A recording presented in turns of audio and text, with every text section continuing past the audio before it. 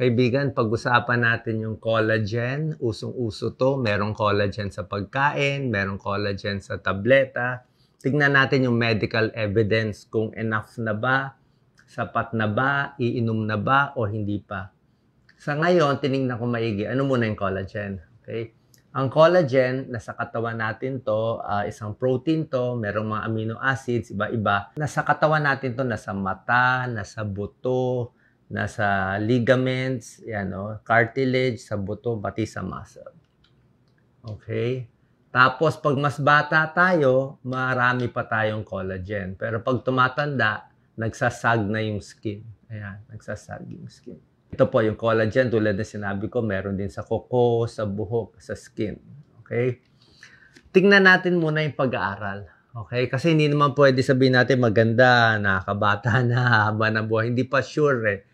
Ang shortcut kasi, may pag-aaral, medyo marami-rami na, pero hindi pa enough na ganun karami sa ngayon. Ang maraming pag-aaral, mga fish oil, omega-3 fatty acids, marami na. Probiotics, medyo madami-dami na. Yung mga ibang vitamins, pwede-pwede na. Pero itong collagen, ito po yung review ng lahat ng pag-aaral. Ito, ni-review nila. So, ito po lahat ng studies. Bawat isang numero may study to, may medical school. Although mga maliliit na pag-aaral.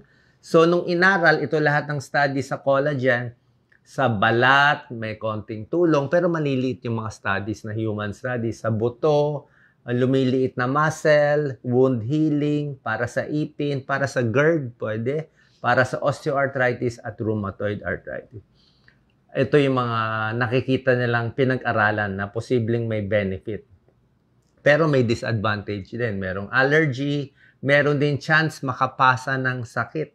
Okay? Kasi hindi naman talaga tested ito lahat eh. Hindi mo pa matetest na talagang proven.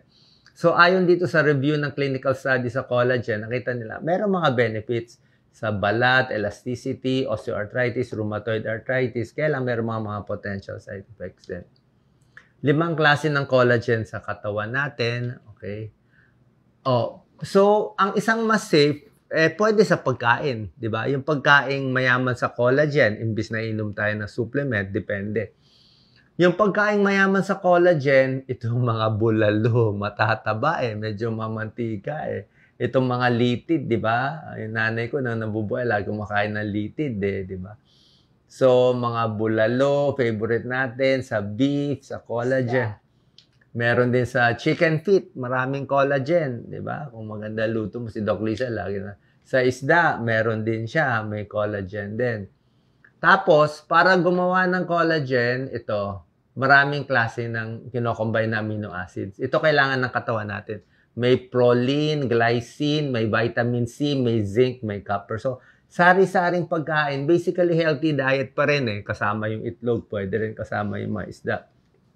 Ang problema, hindi ka naman pwede kumain araw-araw bulalo, 'di ba? O puro utak ng bulalo syempre tataas cholesterol mo. So wini-weigh mo rin yung pros and cons nito. Pagdating sa collagen powder, maraming klase, yung studies meron na konti. Ngayon, kung iinom kayo, okay ba? Hindi ako makakasabi ng for sure. Pwede siguro uminom, walang masama, pero hindi siya 100% pa. O hindi pa siya 100%, di ba? Pwede, pero sa ngayon, hindi pa siya 100%, di ba? Baka makatulong, pero hindi pa tiyak. Wala pa talagang medyo sapat na ebidensya. Pero, base do sa malilit na studies na napakita ko, mukhang may tulong sa buto, osteoarthritis, kung talagang may problema kayo, gusto niyo dagdagang konti, pwede naman.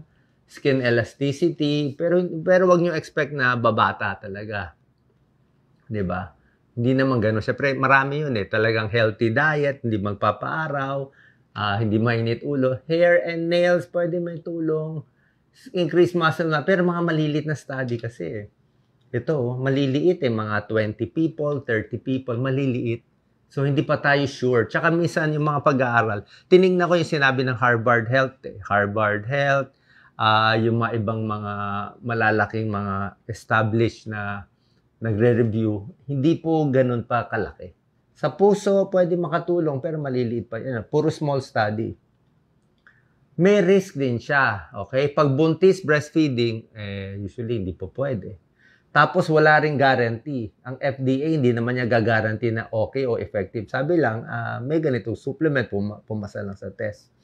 Tapos, since gawa siya, yung iba gawa sa mga animal products, hindi tayo makakasigurado na walang mga harmful na pesticides o toxin na nahalo doon sa pag-collect ng animal bone, sa buto-buto kasi ng mga hayop. So, hindi tayo sure doon. Yun ang mga risk. Tapos, kasi protein din siya. So, pag sobrang protein, alam nyo naman, masama rin sa kidneys pag sobra. Kaya pag iinom ka, baka konti lang talaga. Okay? So, wala pa ako na-advertise. Nire-review ko lang eh. Sa ngayon nga, lagi ko sinasabi sa inyo, ang marami pa lang pag-aaral yung mga fish oil na meron yun, yung mga level of evidence. Okay? Anong possible side effects ng mga collagen ito, powder or mga supplement? Pwede, nagtatae, sumasakit ang tiyan, pangit ang lasa, nag-headache, insomnia, may rashes, bihirang-bihira, may severe side effects, liver problem, at talaga nag-allergy. Bihira lang naman to. Halos lahat naman. So, pag konti naman, di naman po dapat magka-problema. Other bad habits na nakakasira ng collagen, smoking, araw, fatty foods. Tulad ng sabi ko sa iyo, bukod dito sa mga pagkain mayaman sa collagen, kailangan mo rin ng other vitamins and minerals like vitamin C, kailangan mo rin ng zinc, kailangan mo rin ng copper, at pwede rin yung itlog. Kailangan mo lahat to para kompleto yung collagen sa katawan. So, nasa sa inyo po, wala namang masama kung gusto nyo i-try. Pero sa ngayon, mukhang very promising siya at tingnan natin pa yung mga susunod na pag-aaral. Salamat.